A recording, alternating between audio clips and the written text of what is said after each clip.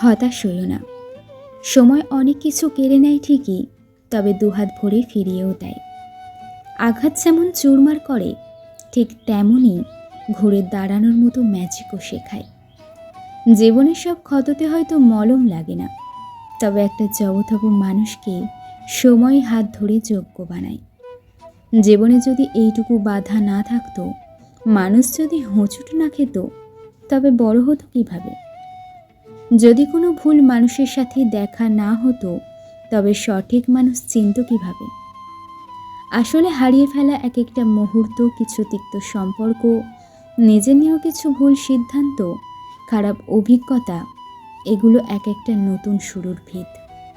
সেই ভিত যতটা মজবুত, জীবন ঠিক ততটাই রঙিন।